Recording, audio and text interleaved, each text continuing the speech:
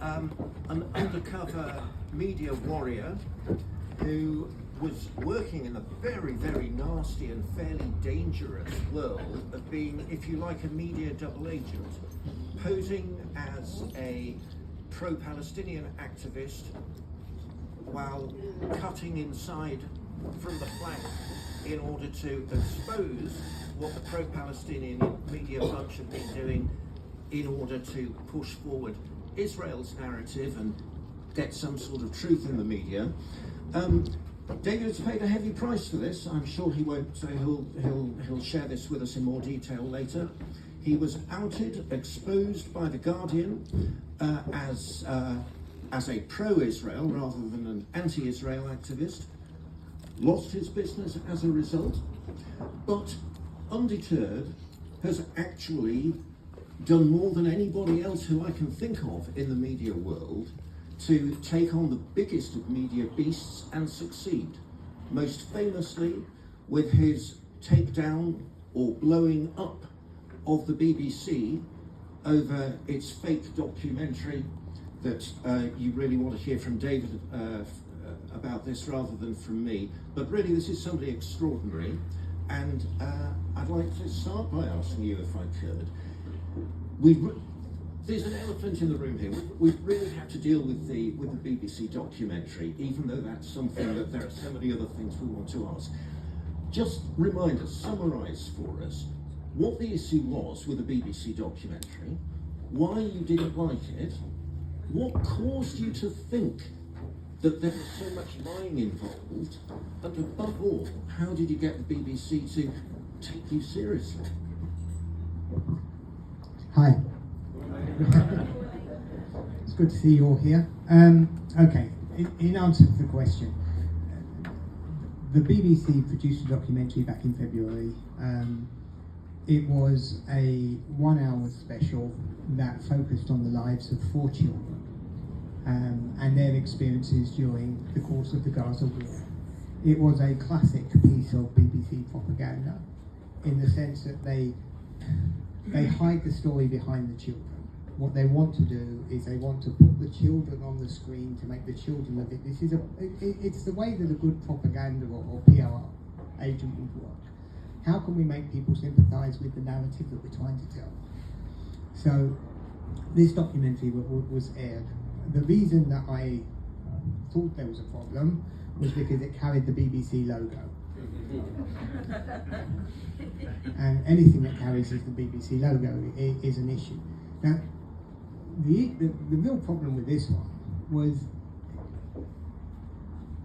it went out at 9 o'clock in the evening. I watched part of it and I immediately thought, okay, they've got this narrator, this young boy who's narrating the entire show. Who is he? So I took a screenshot, I went looking for him. Within 4 hours, I knew that his father was a Hamas minister. Basically his father, the father of this person that the BBC production team had known about for 9 months. 9 months they'd worked with him, and admittedly they had middlemen, but this must have been green lighted, it must have been checked. 9 months they worked with this boy. 9 months this boy was going home to daddy before they put him in front of the cameras.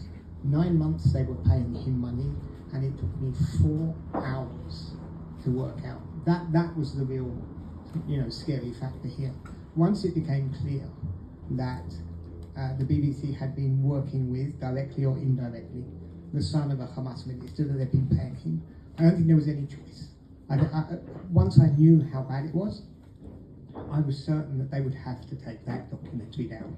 Because there are rules of the game, aren't there? You simply can't, even in this world, have the son of a Hamas person pose as an ordinary child and not face consequences. That is clear deception, yeah? Absolutely. I mean, look, I find the BBC deceptive at the best of times. But this, this child went home every single day to his father. Every single day there would have been conversations between this child and his father before they went on the screen. This was Hamas, it's raw Hamas propaganda being put on our screens that was pretending to be something it wasn't. That we paid for. We pay for this stuff. Because this is something I really don't understand. If plenty of times, I suppose with everybody here, there are things on the BBC that we don't like, and we might roll our eyebrows, or we might write a stern letter to the BBC and they bin it. In your case, you blew up the place. How did you actually get off first base of being cross and destroy them? Well, look, I'm not known for just sitting down and not taking action. I've been doing this for a long time. I have a very clear vision of the problems. In other words, when I'm doing this stuff, I know where most of the problems are. I can see the supply chain of, because people just think that this is just news that turns up and you're looking, and when you're watching the BBC, you're looking at someone who is effectively classic British newsreader on your screen. Why would you not trust it? It's the BBC. But he didn't get the news. He's just standing there reading it. Where did the news come from? How did it get into his hands? And it's a supply chain of information that these days is coming directly from Hamas headquarters or Islamic Jihad or the PFLP or any of the terrorist factions, and working its way from there through what is effectively a whitewashing machine that ends up being portrayed as news on our thing. So for me, I've been attacking this for a long time, and the weakness is always in the people, always, because everybody, they're human beings involved here, and those human beings have social media accounts, those people have families, those people belong, they have circles, so it's quite easy for me to identify that as a weakness and say, this is what I'm going to go for. Look at who it is bringing the news to us.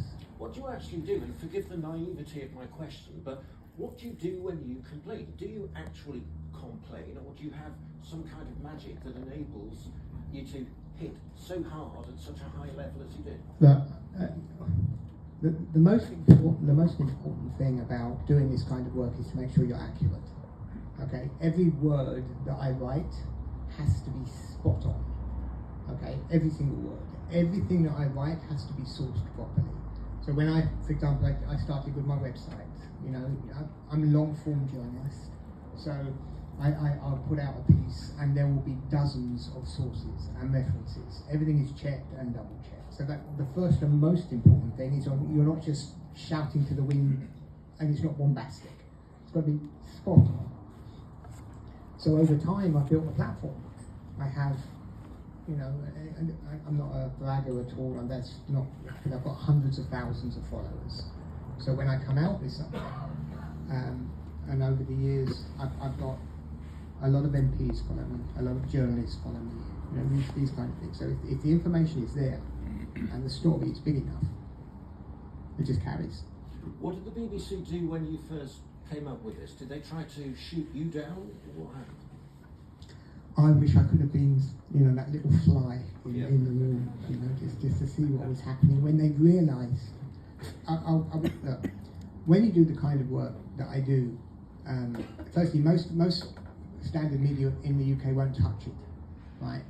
Because they're worried about our strong libel laws. So I come up with a story. Sometimes I can just hand it to another media outlet and they'll run with it. But often you have no idea how many stories never see the light of day.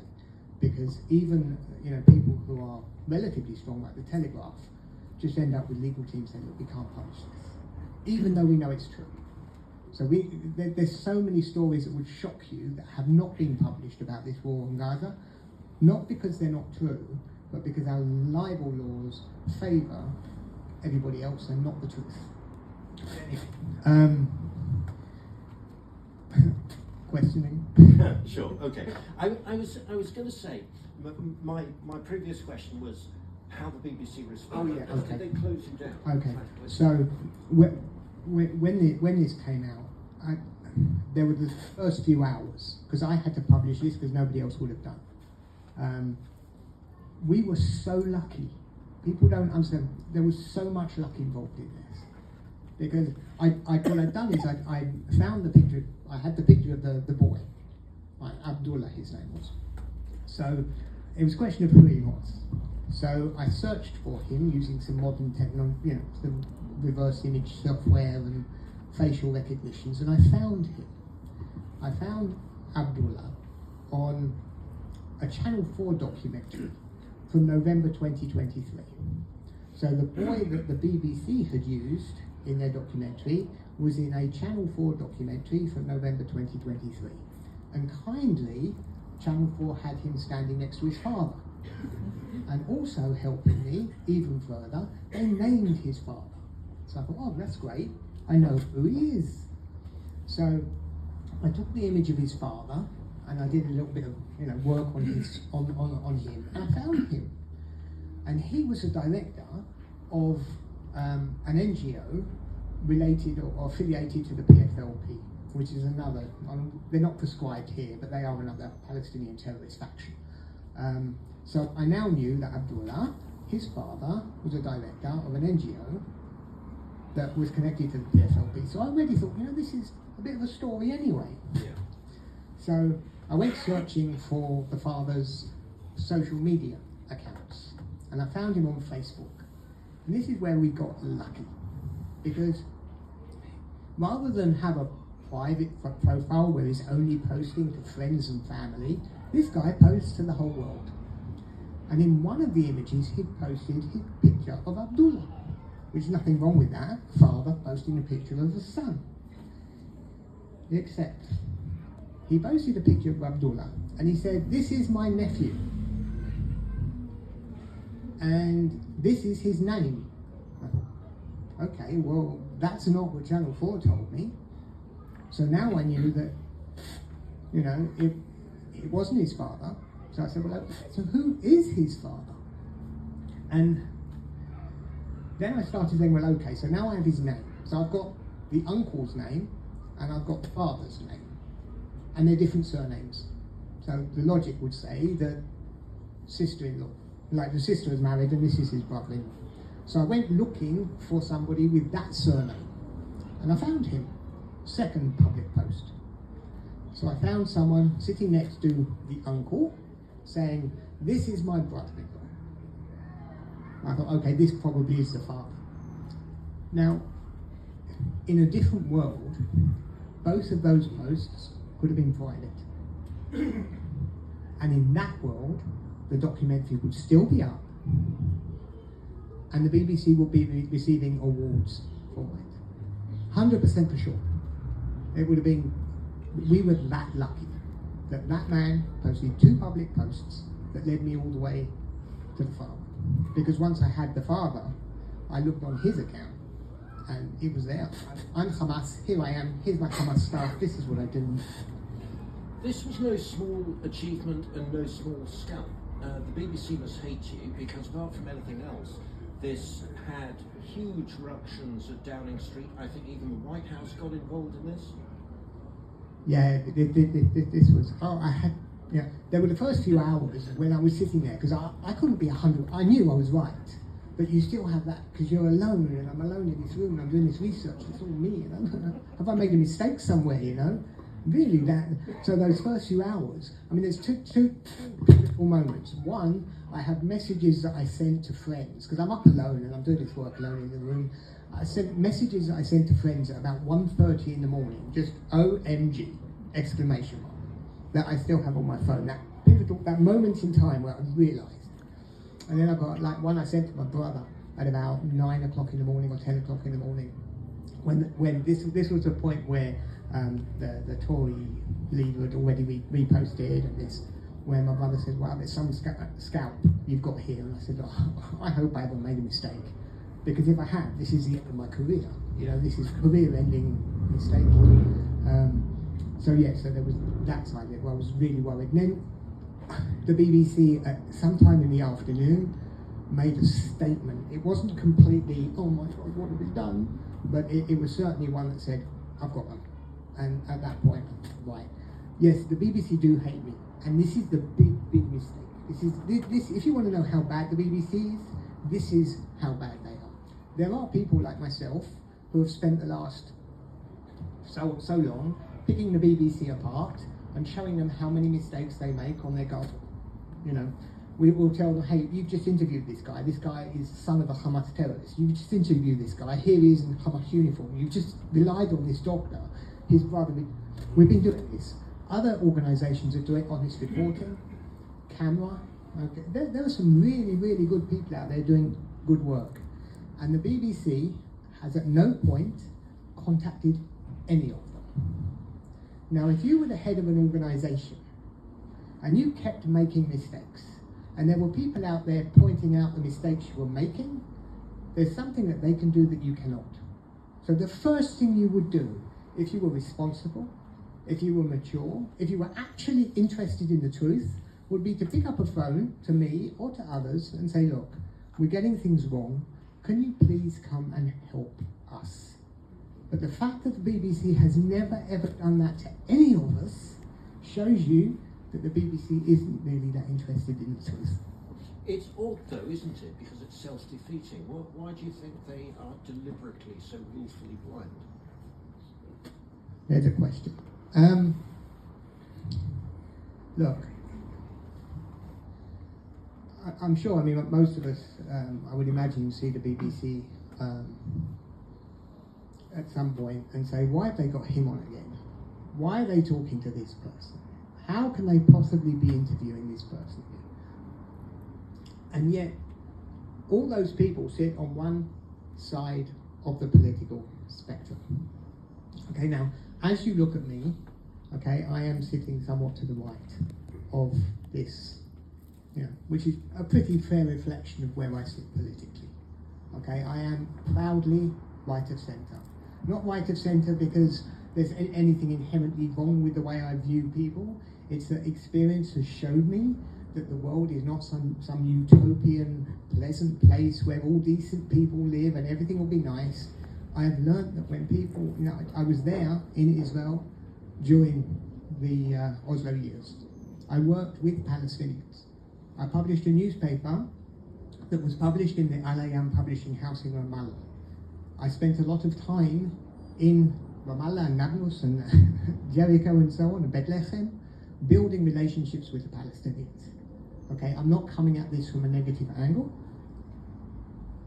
I saw them throw it away. I saw what happened when Israel believed in peace. It made a price for peace.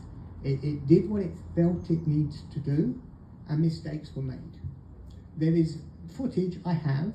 For example, I remember the period during 2000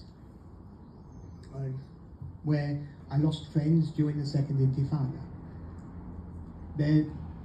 There's a speech that Yitzhak Rabin made before the assassination where he's calling people on the right cowards of peace. He called them cowards of peace. This is during the Oslo years, and he says there has not been a rocket on Ashkelon, and there will not be a rocket on Ashkelon, and those people who say there will be a rocket on Ashkelon are the cowards of peace. So I've learnt the hard way. I really have, that these dreams, these visions, I've seen them fall apart. So I come at it from this side. The BBC have a very different global perspective. They come at it from the left. It's the only acceptable vision for them. And this is the way that they push the news. They have what has been referred to an idea of the community of the good. If you are part of that community, you will be believed. You will be treated with respect, and you will be given time. If you are not part of that community, then you will have trouble. You will either not get invited, or if you are invited, you will be treated with hostility by the BBC. So it's not. It's by design. This is that they walk into this trap. It's coming from that angle.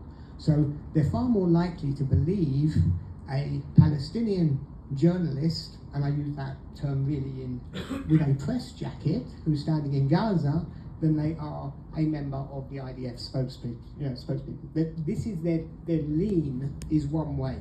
Right? It starts from that point. Once you start making that mistake, you become very easy to dupe. Because, make no mistake, Hamas are fully aware of how stupid our journalists in the BBC are. They must be fully aware. because they can say almost anything they want to, and within an hour, it's on the BBC live streams. And they realise that the more they can say anything, they can say 30, they can say 40, they can say 50, they can say 200, they can say 500, they can say there's a hospital, it doesn't matter what they say, the BBC will repeat them. And if they hide it behind the words of a doctor,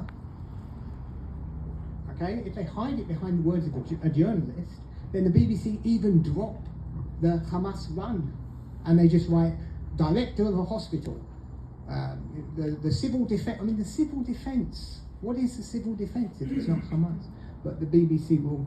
There is a blindness and a stupidity and a naivety to the way they've been reporting their news.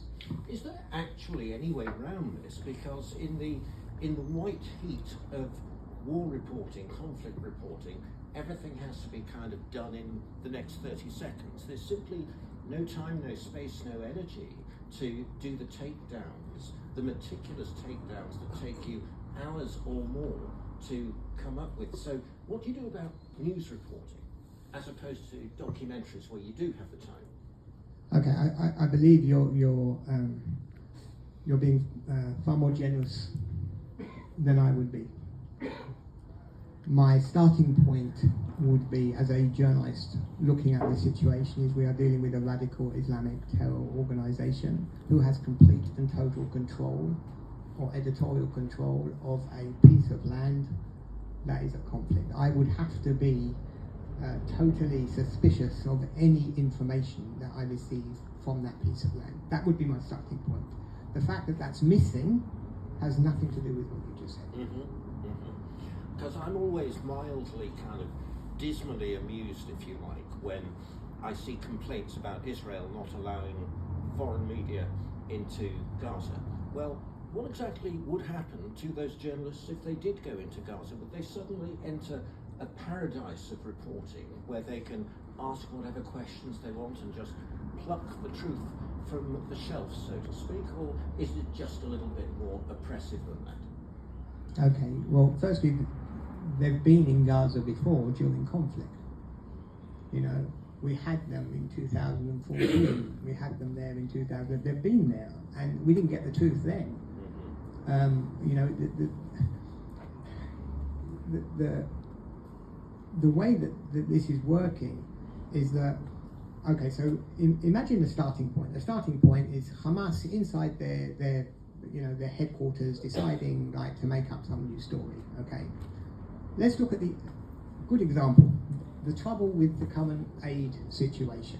Right now, the Americans and the Israelis have set up a method to try to take the aid system away from UNRWA and the UN and Hamas. The reason they're doing that is because the control of aid is one of the last ways that Hamas can control or have influence over the Gazan population. It's also a means of finance. So removing it from them is a major threat to what remains of Hamas's control of the Gazan population. It's a major threat, which means it is in Hamas's interests for this to fail. Okay, it's an obvious and obviously strategic issue for Hamas that this aid program must fail. So they've found that if they send a few Hamas fighters or provocateurs towards an IDF station not far from the aid that's being delivered, the IDF will fire warning shots to push these people away. Shots have been fired. Okay? That's all we know. The IDF say they fired warning shots, these people approach, but as soon as those shots are fired, Hamas can go to work. There's been casualties somewhere because Hamas are actually fighting the IDF. So 8 people or 9 people or 10 people, 10 terrorists have been killed and they turn up at a hospital. So now what Hamas can do is they say, chaos at the aid centre, the IDF are shooting at Palestinians going for aid, 10 people have been massacred, here are the bodies in the hospital. And the BBC play it as the headline. After all, they've spoken to the IDF and the IDF admit that shots were fired. So that's true. People have turned up at the hospital. That's true. Therefore, the story must be true. It really is that stupid. And it's happening every single day. The same story, that same pantomime is being repeated. If you look at the BBC, you will see, and go back, you will see that same story. Shots fired at people approaching the IDF, bodies in the hospital, therefore, those are the people that were killed. It's crazy.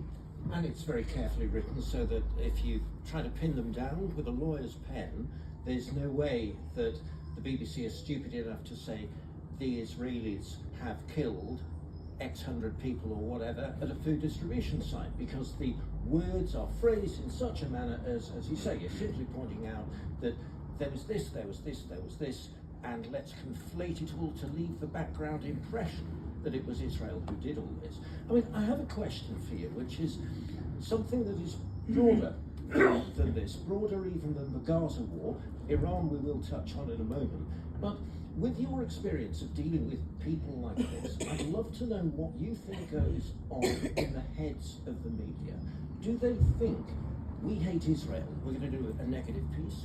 Do they think, even worse, we hate Jewish people, we're going to do something anti-Jewish? Or do they actually think that we're doing our best to be even-handed? What's your assessment? I think it's a mix. I think one of the key problems, and this is related to demographic change in the United Kingdom over the last 30 years, is that a lot of the journalists that now work for BBC used to work for Al Jazeera. How many? Seriously, think about it. The BBC starts employing people who are writing about the Israel conflict, and they used to work for Al Jazeera. How many journalists do you need to employ who used to work for Al Jazeera before you start looking like Al Jazeera? This is an important part of the BBC's problem. Another problem is that let's say Mr. Smith is chosen by the BBC to go and be their correspondent in Jerusalem. Now, Mr. Smith's a good guy, known him for years, right?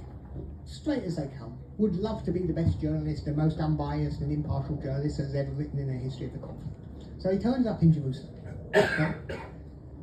Now, the BBC office in Jerusalem is a single space, okay, single office. Shouldn't be, but it is. It's a single office.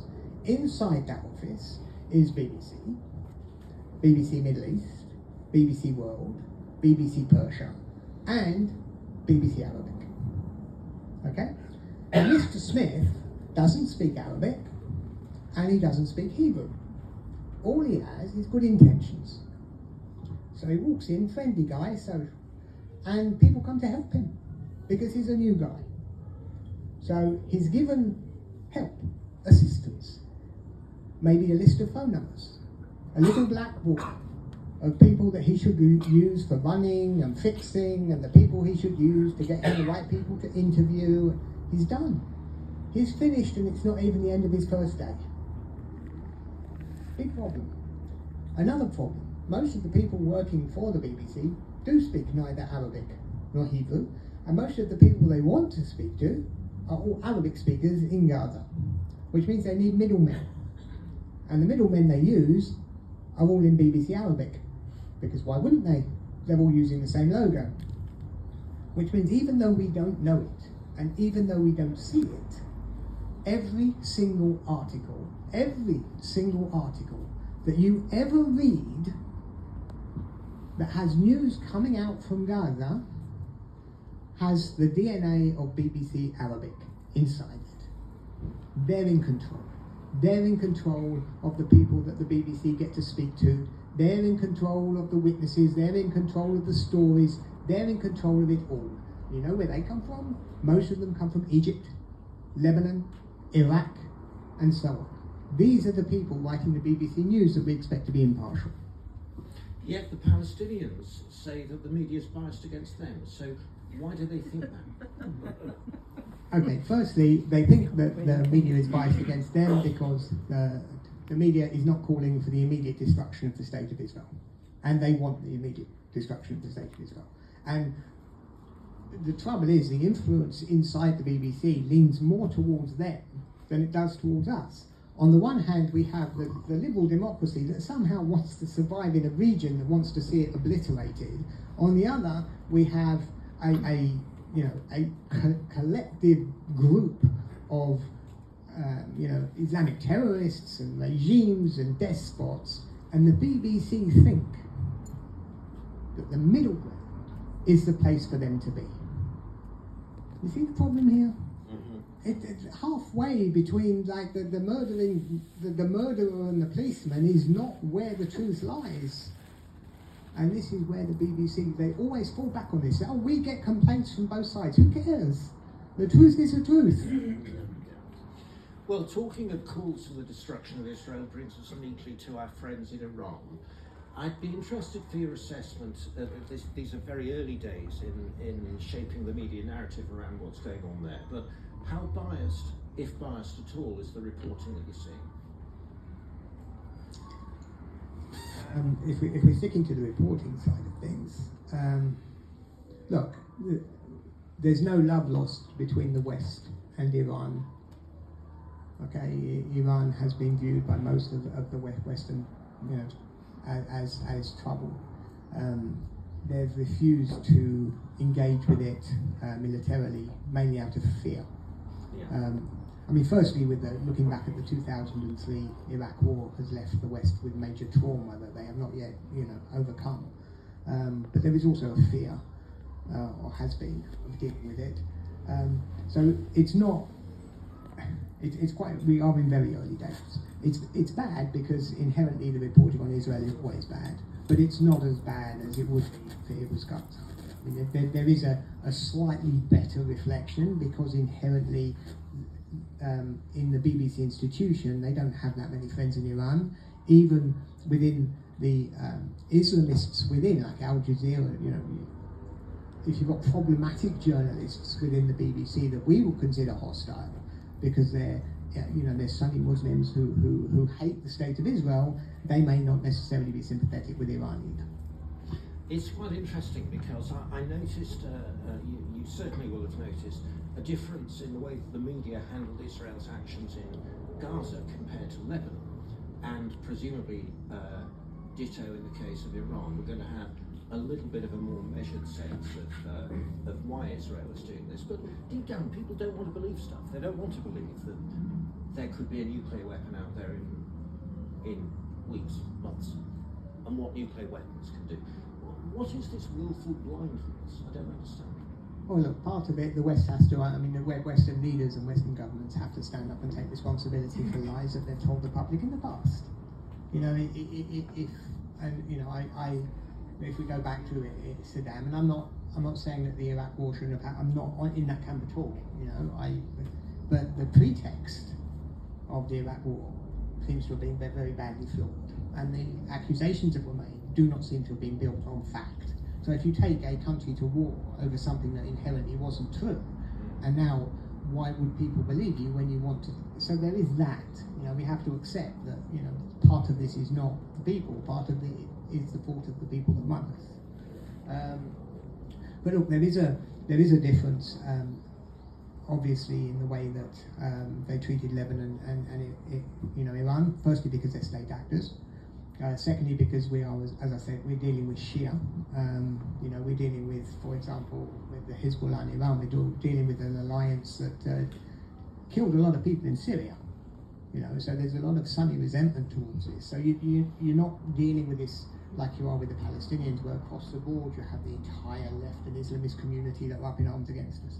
Even the hard left are also, they're mixed over Assad and what's going on. So it's that mix that changes it as well. I'd like to turn things onto something else if I could, because David has a very busy schedule. We have to make a hard finish at about 10:30. Nonetheless, there's a lot of stuff that we want to talk about. I'd like to throw the conversation open to you with any questions that you may have for David, but with my trademark selfishness, I would like to bag the first question for myself, which is the impact that everything that you do has on your family and your daily life, because you're not operating anymore in the shadows. People know who you are, they know what you do, and they hate you for it. Yeah, I've been assaulted on the street a couple of times, and just a few weeks ago we had an attack at the house. We had my car.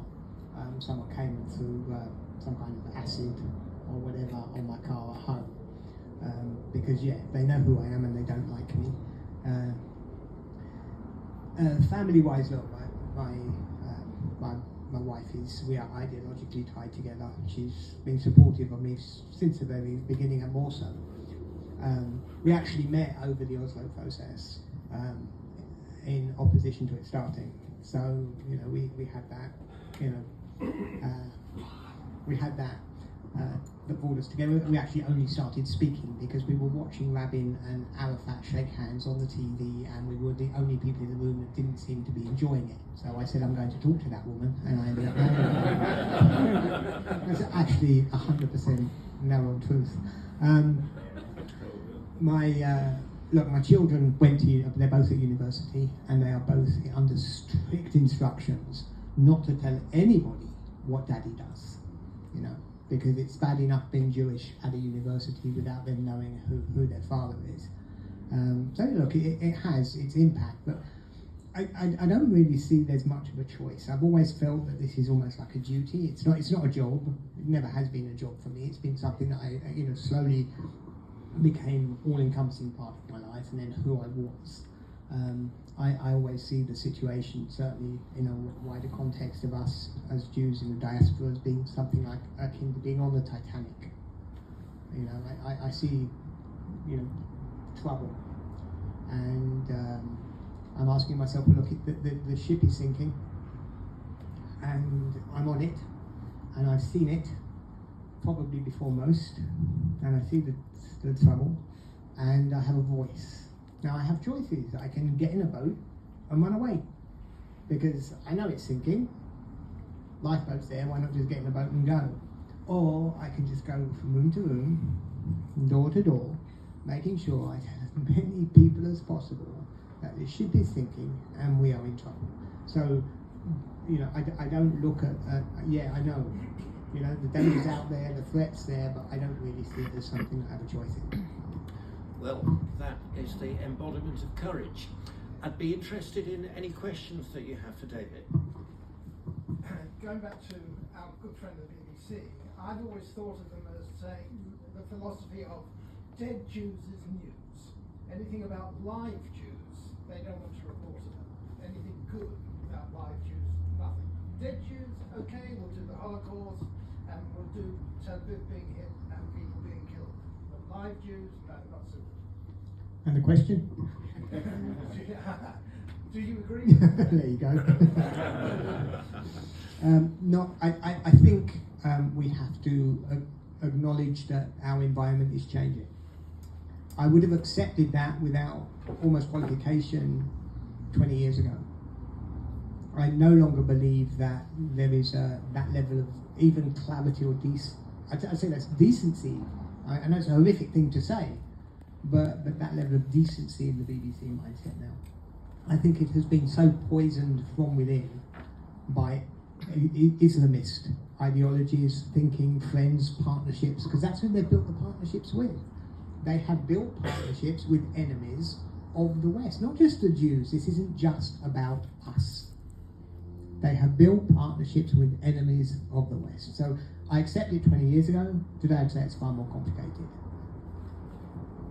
Thank you. Go on, Andy. Yeah. Thank you.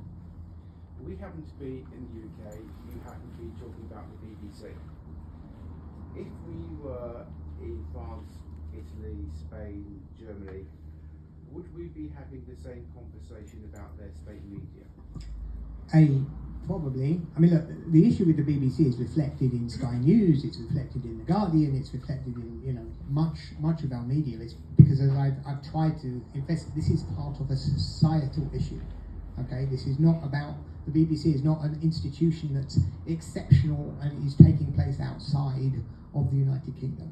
It is part of us, it's part of the United Kingdom. It reflects the society in which it develops. It's made up of people from the United Kingdom. Okay, it's just the sum of its parts. And the same is true everywhere else. each of these nations that you reference have their own issues. France has its own problems. Much of the factional, sectarian, not just violence, but tension on our streets may be coming from Asia in the United Kingdom, with Pakistani communities. In France, it will be North African communities. But yeah, they all work. I mean, it's just an embodiment of the situation. It's the same everywhere. Each nation has its own culture. The culture in the United States is very different from the culture here, and that would impact on what's taking place. But yes, certainly in Europe, more than the US, I think country by country, similar conversation. Just I don't mind hostile. If someone's got something hostile to that, really don't mind hostile questions either. It's quite, all good. Who's got a really hostile question? So, this paper is not hostile, Oh. but it's a challenge. No, go on. So first of all, thank you for what you do. It's incredible. From what I can tell, you're working on your own. You mentioned a couple of other organisations like Camera and Honest Reporting, and then there are some anonymised accounts on Twitter that do some great work. And my challenge is, how can we create something which is more than the sum of the parts? So there's not lots of individual actors or some working together, but we can actually come together so we've got more power in our small numbers. No, I have 30 years of experience working with Israel, and I understand Israeli politics from A to Z. I understand the conflict. I understand the issues with that we have with our neighbours.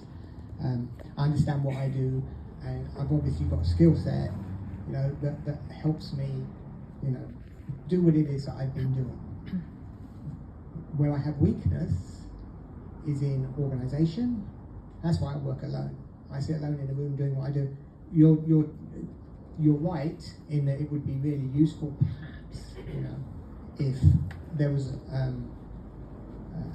a more effective, body built of different actors and players, and we were out there because I do what it's OSINT, it's called. It's open source investigations, where basically all I'm doing is I'm finding material that is open, it's out there. Nothing I find really, or most of it, is not hidden, it's there. So there are things that can be taught. We could have more of us, but that's not my field. That's for others to be turning around and saying, look, A, I have some money to do this. B, I believe, this needs to be done. So C, let's do it. And yes, I would be one of the people they would contact to help. But I get the question, and you're right, but I'm not the right address for it.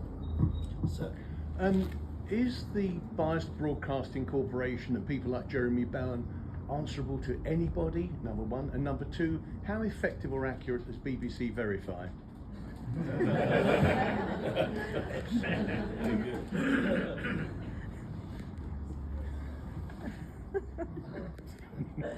The question, good, isn't it? the question's funny. Half of my website over the last 8 months has been about BBC Verify. Okay, let's start at the beginning. BBC Verify is a fact-checking service. It is meant to check the facts, okay, about what's going on, and then present it as news. Isn't that what the BBC are meant to be doing anyway? Are they basically acknowledging that they're pushing? The very concept of BBC Verify, that's not what the BBC. There are people that should do it. There may be organisations that can independently do it. But for the one of the world's largest media organisations to basically be saying, hey, everything else is crap, that we've written. Ignore everything else we're doing and pushing because it's not verified. This is verified. There's that element to it. It was simply astonishing. It's just part of the BBC so far, and I apologise for saying it's so far up their own backside. It really is. They thought that this branding, it's crazy. As for, they are a bunch of student journalists who never left university. They have this elitist attitude. It's smug, it's arrogant, it's typical BBC. This is BBC Verify. They put stuff on that doesn't verify anything. if you actually go into a BBC Verify article and read through it, think, what actually have you verified? And just to use one example of how bad it is, there was an attack on the courtyard of the European hospital, the Khan Yunis in southern Gaza, a few weeks ago. And it was a pinpoint strike that took out Mohammed Sinwar, the leader of Hamas. And he was hiding in a tunnel directly under the hospital, right? So the tunnel ran under the hospital. We don't know how long or how far it went, but it ran under the hospital, out of the hospital courtyard and off towards a school. We know this. And about 40 yards from the courtyard, there's a room in which Mohammed Sinwar and a couple of others were hiding. And the Israelis went through with a bunker, busting, pinpointed strike in the courtyard, and took him out. Now, when in war you do this, it's calculated. Civilian casualties are calculated, and there were civilian casualties, because in the courtyard outside of the hospital, there would have been some people. So some people, tragically, innocent civilians, were killed in this strike. But it is militarily and legally completely justifiable. What is also absolutely true is that Hamas were hiding under a hospital. This is the headline here. Hamas were hiding under a hospital. The people that turned that hospital into a target was Hamas. So BBC Verified jump on the case. They have footage, horrific footage, taken from a CCTV camera of a courtyard where the strike was about to happen. And you can see people just walking about in Gaza. And they cut it at the point of explosion, so you don't actually see the explosion. But of their 2.5 minute video, a minute was of that horrific. I mean, the term that people use is conflict porn. You know, why did we have to see that? But anyway, so they've done this. Nothing to verify there. No dispute. Israel acknowledges it struck the courtyard. Everybody accepts some people die. So, okay.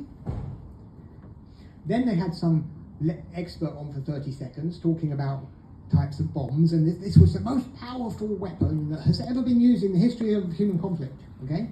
So now we've seen civilians die, and we've seen this.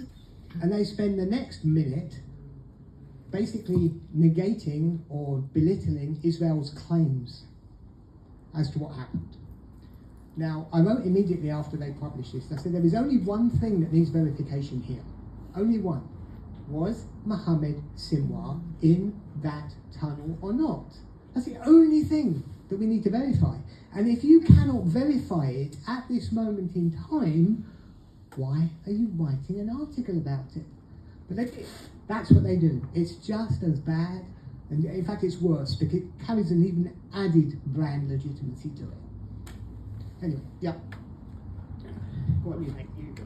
Sure. I just wanted to say that I haven't watched BBC News since October 8th. Absolutely, I will not touch it. But what I would say is, what news channel, what newspaper do we trust? You know, the BBC are very bad, I get that, but Sky's not that much better. Well, Jews in the diaspora, who do we trust? look, Sky is worse, actually, in some ways. Alex Crawford, for example, is an absolute nightmare. I don't even understand how she's still employed. Sadly, I can't answer the question.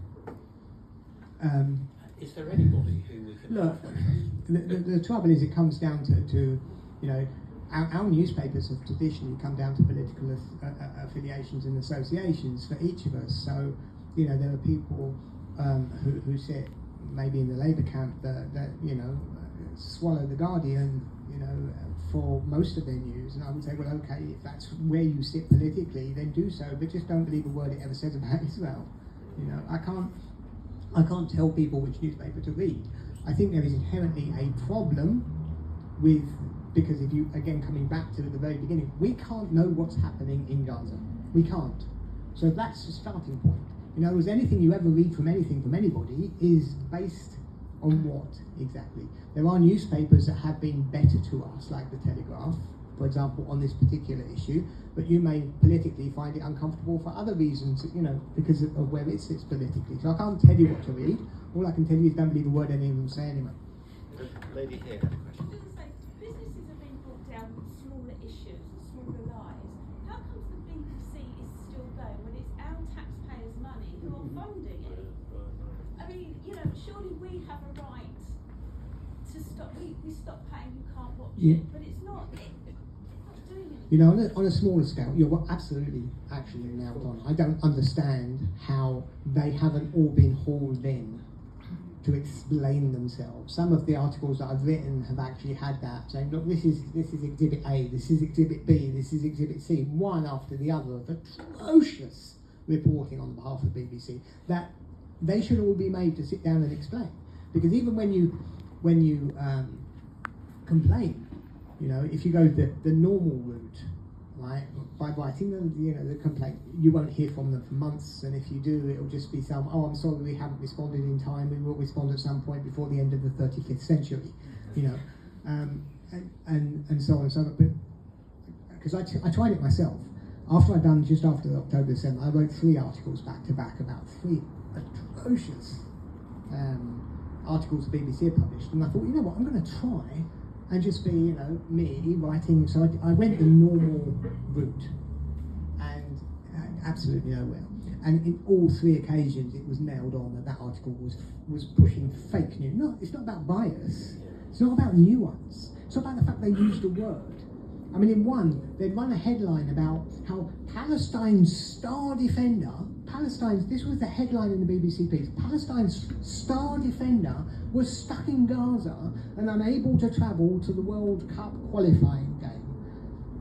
Okay, so I said, okay, so I went in to see who he was. Okay, and he was a 19-year-old boy, right? Now, anybody understands, footballers, you can have star attackers at 19. You really can, you know. But defenders, you know, it's an older thing. It's part of experiences. And the other, you normally find defenders who are playing. They're in their mid-20s. Anyway, there's no Michael Owen playing in the back somewhere. It just doesn't happen. Anyway, so I looked, and because it's FA, all of their statistics are there. You can just check any. He had never ever played for the Palestinian football team, ever. Not even called up in the squad. But the BBC ran it, the Palestinian, and you said, this is just alive. And so you write, you get no response. And then, you know, you try to push it further and you still get no response. The BBC is incapable of internal change. Incapable. It needs to be broken down and rebuilt. It really does. I'm absolutely, how it hasn't happened yet politically, I don't know. At the end of the day, the ones with the real power here would be the people, because we're the ones that pay for the thing. Okay, and if everybody in the United Kingdom turned around and said, we're not paying for this anymore, we'd see change, but that's never going to happen. You might just answer the question, but just why is there no political will to change that? Because obviously we know the untruths that are spoken or obfuscation on this. I imagine there's a whole lot of other issues where we're getting the same stuff, but we don't know that because we don't know enough about it because of people like you. And second part of that question, at what point does Western society realise that it's screwed up? the ship has sunk. Right. Okay. Firstly, part of it, I did a piece on Amnesty International, right, and it's related here because Amnesty International has gone, right, and Amnesty International was a lovely NGO with real purpose that did good work 40 years ago. Right? It really was. And it became, certainly during the Soviet years, a golden child of the United Kingdom. So I wrote this piece, and I showed what had happened to Amnesty International as it went just into, you know, employing anti-Israel activists, basically anti-Semites that hate Israel all the time, the only people they'll ever employ these days. And when the report was finished, I sent it round for some people to comment on, and they say, look, you are attacking the nation's grandmother. Be careful. And that's the issue here as well, it's related. That there is an inheritance like our NHS. You know, there are things that are British, and the BBC is one of them. So most people right, don't care. It's the same as we say that 20% are anti-Israel, 20% are for Israel, and 60% in the middle don't care. The problem is if you try to touch the BBC, the 60% who don't understand why you've got a problem will oppose you. Ladies and gentlemen, our time is almost up. I think we have time for one last question, which, in fact, two last questions, because one Martin and one Charlie. You go first. Great, thanks so much. The BBC, I know, Did they let you in? I learned from the best. As you say, BBC is one thing you've done, and that made huge headlines. You've done a massive amount, which maybe not have had the headlines, but are also really, really important for everybody. If we can just spare, like, people just have half an hour. Not everyone's got all the time. What one thing on social media should we combat? Would you say? What that? Because you can't do everything. Not everyone has all the time. But for people, just if they can do, everybody does one thing on social media to oppose, combat, survive. What would you say is one we should do? In what way? I'm not quite like. In like all the lies which are out there on all the different sites, Facebook and Twitter and Okay. if people haven't got too much time to do all of them. It is, look, I can't, not directly or specifically, but in general, it is better to expose them than wave the Israeli flag. It is far better because it's far better to attack their weaknesses than try to stand up for what you believe in your strengths. Like if the person is an anti-Semite, don't argue with him. Point him out as an anti-Semite. Don't say no, Israel's the only democracy in the Middle East. I mean, I do it, play games. It is because the people in the middle, it doesn't mean anything to them. Show everyone that the person you are arguing with is toxic. Show everyone that what he is saying is a lie. It's about discrediting. It's about devaluing them. It's about toxifying the enemy. It has been my basic MO since the very beginning. Show everyone what we are up against.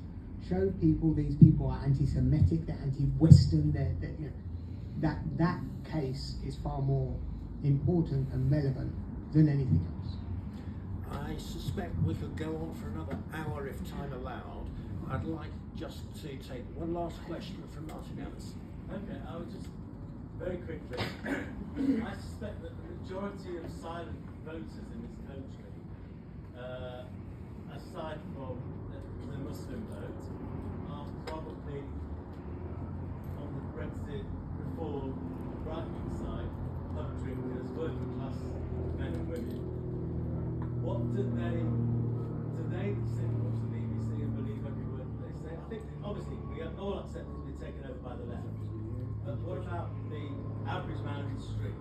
How does you hear me? I didn't get the specific questions. I can't give you the answer. How does the BBC relate to those people who I still think are the majority in this country? The BBC sees them as racist, far right. It's the way that I know and you know. But when the BBC reports on it, I was talking about the community of the good, where there is a community of the good. You can look at the NGOs like Hope Not Hate, for example. These kind of NGOs. Or Inside Our Schools, Solution Not Science. It's all people that sit on the left wing of the, they have this vision.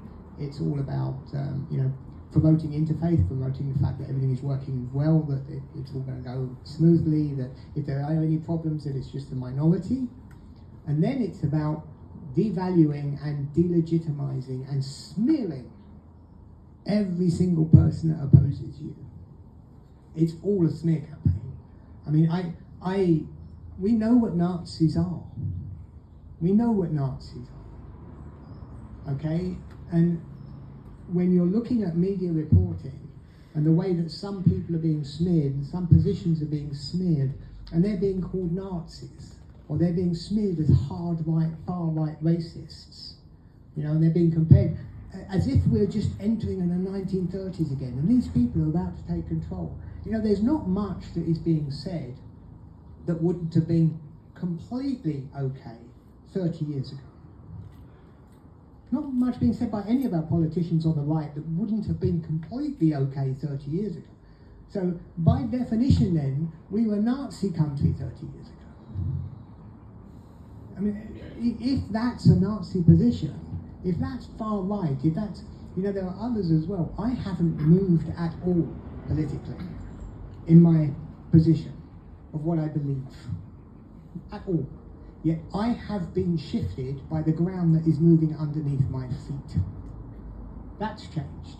What was acceptable 20, 30 years ago is some of it valid. Let's not pretend that all the progressive ideas have been wrong. Some of it's valid. But you can't get to a position where every time someone picks up and says, actually, you know what, I do have a problem with mass immigration, that person becomes a far-right racist. And to start delegitimizing those positions and those groups, it's a disastrous combination. Because you're right, it is the majority. It is. I believe the silent majority are sitting there. And if you defranchise, if you take away their political relevance, if you remove them from the political map, you are entering a very, very dangerous territory. Because what options will they have if you take the political ones away from them?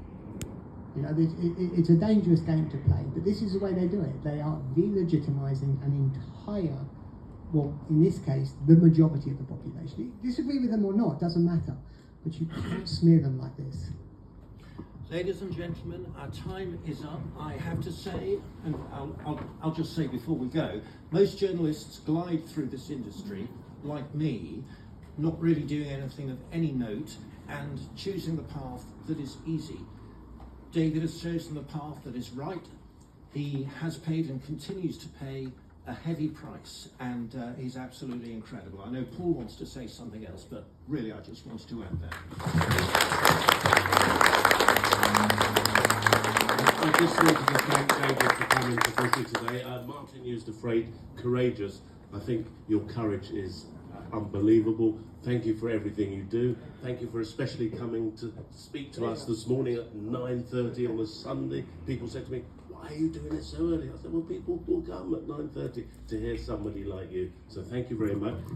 If you ever get a bit stressed out at 3 o'clock in the morning, try this and think of Bushy. Thank you very much.